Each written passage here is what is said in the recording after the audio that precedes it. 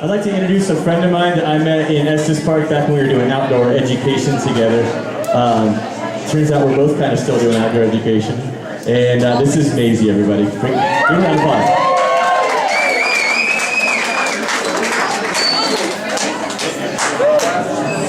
Can I take this now? Okay. Oh, no, that's it. Okay, microphones aren't my thing, so if you can't hear me, like back there, wave or something. Can you hear me now? Okay, you can hear me now. Feel free to come close. I feel like I smell. Yeah. Come on in, a little thanks, Gail. Yeah, I like that. I need friends up here. Thank you so much. I feel like I know most of the people here, but if you don't know, I'm Maisie Greer, and I'm the founder of Roots Community School. Thank you. And I'm just overwhelmed, grateful for the amount of people in this room. So a quick round of applause to all of you, please.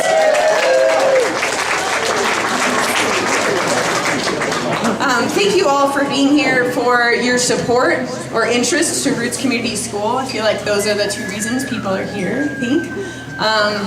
It is a fantastic crowd, and thank you to my friends and the people I met tonight, the people I still need to meet. There's still some faces in here I don't know, which is fantastic. Thank you for making it here. I want to talk just a little bit about what Roots School is about. And in order to get there, I kind of want you all to take a minute and think about why you're here. Why are you drawn to Roots Community School in the way that you are, whether it's support or interest? Do you have an investment in our community here in Estes Park? Perhaps you have a connection to nature that's rooted from an experience you had as a child. I just want you to take a minute to think about, really like from you, why you're here. Just think about that for a second. Think about it, I think I know. And then if you could actually, I'm going to challenge you to turn to somebody near you or a couple people near you and just tell your story real quick. Even if it's your partner, your spouse, or your best friend, tell them why you're here. Well, my husband was in the program with Maisie now, and he's in kindergarten this year, and I'm excited for what she's doing. I just love what she's doing, and I love making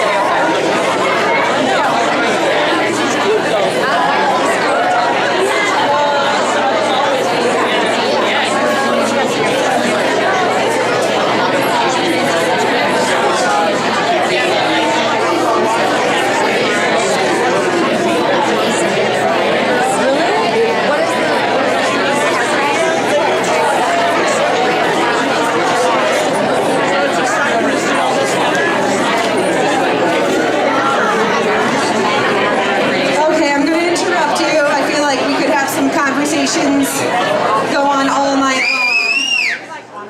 Thank you. That's good. Hopefully you learned something about someone else in this room just now, and we're able to share your story a little bit also about your connection with nature, your connection to this community. So I would like to just see, so I can get a sense of why people are here. Could you just raise your hand if you're here because you're invested in the Estes Park community as a whole? Awesome. Woo! That's great. And how about those of you who are here because you have a vested interest in the education of the future generation? Awesome. That's a lot of people. And then raise your hand really high if you have a connection to nature because you're rooted there from an experience from childhood. That is everybody, I think. That is really special, and that's really what Roots Community School is about. And that's why I'm here, and that's why we've started Roots Community School, to give that experience to our youth who aren't always getting it these days. A lot of us maybe take our kids outside ourselves. There's a lot of people in the community who aren't getting outside. So the idea for Roots Community School came from me when I moved up here, pregnant, into a flood in a town in disarray. And I thought, oh my gosh, what are we doing? Like, what is happening? And I read an article. It was kind of a humor article. It was making fun of people having children in this generation, and I kind of took it to heart a little bit. But it said, if you are going to have children, the least we could do for them is give them the skills and the knowledge they need to be innovative citizens in our rapidly changing world. And that's where Roots is coming from, is giving our students the tools, the skills, the knowledge, their whole body experience of engaging with our future tomorrow, with our rapidly changing planet. So at Roots, that looks like, specifically, our children are learning with nature.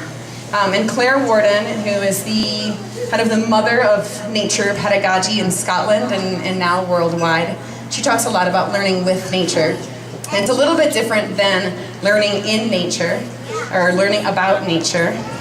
With learning with nature, say we'll take the water cycle, for example. All students learn about the water cycle no matter where they go. If you're learning about the water cycle, you might be in your classroom learning about the water cycle. And that's great. Everyone needs to learn it. I'm glad they're getting that information. If you're learning in nature, you might have a teacher that takes that activity or that lesson outside, and the children are learning about the water cycle outside in the play yard. They might even go down to the creek. They might even interact with the creek and do some water testing and see evaporation happen there. Learning with nature, which is what Roots Community School is doing, is we're taking children from a young age and they're interacting with water before we tell them about the water cycle, before they know those terms at all. And they're interacting with the water. They're playing in it, splashing in puddles, maybe throwing rocks to the bottom of the river and seeing how they actually sink, seeing how a leaf floats. And then they notice the weather because they're outside 50% of the day at Roots Community School. Maybe they see some clouds coming in, and then you have a 5-year-old coming to you and saying, where does the rain come from? And it happens. Kids are asking these questions. And now we can start talking about things. They might look at the river and say, where does the water go when it leaves here? And the cool thing is that we don't give them the answers, right? At Roots Community School and with learning with nature, we don't give them the answers. That just becomes a discussion. It becomes an exploration that the kids get to engage in together as a group. We get to explore, where does the water come from and where does the water go? And that's learning with nature. That's what we're doing at Roots Community School. And so what we get out of that is this whole body education, right? They're interacting with nature, with their physical bodies. They're gaining problem-solving skills through finding answers to their own questions. They're working with their fellow students and try to help their fellow students find answers to their questions. And maybe they come up with a whole project with, how can we test this water here, where it's coming from, and maybe that data can go somewhere that can serve a purpose. So we get into things like citizen science. So they're feeling like they're doing meaningful work. So at Roots, we have a couple programs that we're really proud of. We're starting at kindergarten next fall. That's what we'll open for. It'll be about 8 to 10 students per class, so really small class sizes, with the students learning together. The kindergarten age is going to have a huge push for the cooperative play, the critical thinking, the problem solving, the interaction with nature. Of course, if they want to read, they are going to be reading, but we're not pushing an agenda on our kindergartners. They're there to experience each other in the world. And our 1st through 5th graders, we do have curriculum targets that actually align with the district targets. And we'll be helping them reach those targets every 2 years, so they have a little bit more time to be on their own schedule that way. Another program we're excited about with Roots is that we are incorporating adaptive education.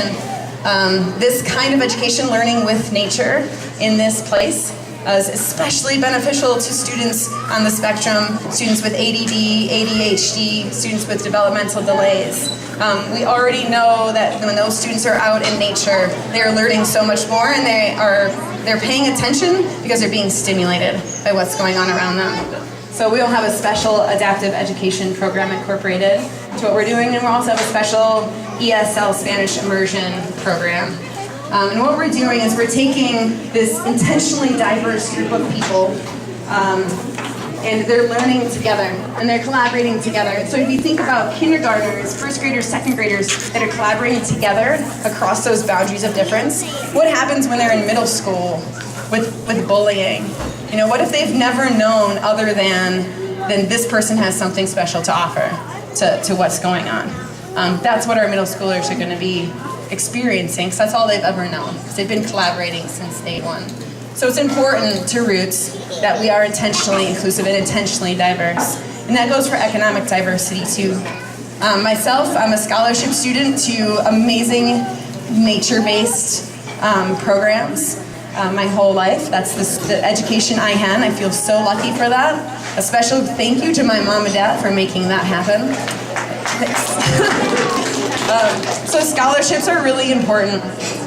With part of the fundraising campaign that we have going on, starting today and going through the end of January, we're going to try to raise enough money to cover all our startup costs, but also cover tuition for a lot of students here in Estes Park who can't pay the $9,000 tuition a year that Roots costs. It actually costs more than that, but we're making it $9,000 because that seems like a lot to me still.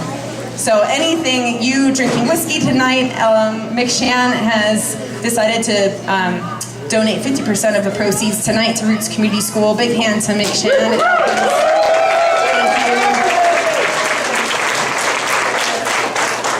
And of course, your contributions in the donation bin here, anything you're able to do.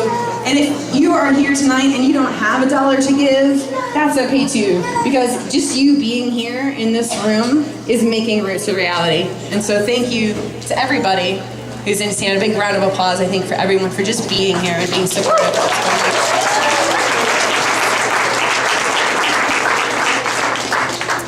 And I'll take a minute to talk about Roots' impact in the bigger community. So what I was saying was what we're doing in our little school of a total of 50 kids probably. But we'll have a bigger impact than that. We're currently working with the Estes Park School District, who has been extremely supportive in promoting Roots Community School, which we are very proud of. And we're currently working with some of the kindergarten teachers to integrate nature-based learning in the classrooms. So part of Roots' mission is to enliven education in Estes Park as a whole for everybody. That's part of what we're doing here, and there's a niche market for our school and our little students, but why not make a bigger change? So that's part of what we're doing as well, and that's something that we get to focus on this fall, and we've already started doing, is working with the kindergarten teachers in the schools this year. And we're so lucky to have an administration that is open-minded and open-hearted to collaborating. I feel so lucky that we're here at the right time to make that happen. And they're really excited to see the evolution of Estes Park education move forward from here. So thank you to the school district. We're very appreciative of them. Additionally, coming up, here's a way that I could really use your all support in this room if you're interested. We're going to be hosting neighborhood community conversations. And this is part from the district, part from us. And what we're going to be doing is having people come to your homes. If you're interested, you would be a host inviting your friends into your house or a place of business or a community business if you like. A Roots member would come and facilitate a conversation that is based on where do we want our 5th graders to be when they graduate from 5th grade? What skills do we want them to have? What knowledge do we want them to have? What do we want their hands to be able to do? Their souls, their bodies, all of that. We're going to have those conversations in all of your homes with all of your friends, whoever's interested. We're going to gather all that data together. Roots Community School is going to take all that data and think about how can we make a difference with that data and how can we incorporate that into what we're doing. And then we're going to share that information with the district, so with the school administrators and with the school board. And they have agreed to then take that information and see how the district can then take some of those on. And we can make effective change in the entire community. So if anyone's interested in even kind of hearing more about hosting one of these neighborhood conversations, there's some forms on these tables. They're different colors. They're the really colorful ones, and some on this table over here. And just write that you're interested in and write your name down. There they are. Thanks, Missy. They're all over the place. And you can put them in that donation basket. I'll filter them out there, and I will get in touch with you about that. So I just want to do a quick thank you to certain people who are here. I want to point out our steering committee, without whom we would not be here today. I'm not gonna be able to find everyone in the room, but we have Carly Bangs and Tracy McGinnis back here. And the two of them have really been in this with me since the beginning as a sounding board. We started talking about this over a year and a half ago. So thank you two especially for being here. Other members of our steering committee, we have Erin Miller is somewhere with her child, and we have Lori Marshall. There she is. And also who couldn't be here with us today because she's at a wedding in California, Alice Miller. So please a big round for our steering committee who's made this happen. They put in a lot of hours, a lot of generous hours, and they have families and pets. And so we're glad that they can make it. I also want to point out we have all the food back here was made by our friends in the community. So can we please give a round of applause for people who donate their food? Thank you, it's delicious. We also have a fantastic advisory committee. We have a national advisory committee. We have some people that live here. And if I could have your attention back there for 1 second, because I want to honor these people who have been a big part. Oh, thanks, Craig. I'm not that demanding. But our advisory committee, we have Gail Albers right here. She's been a huge help for our advisory committee.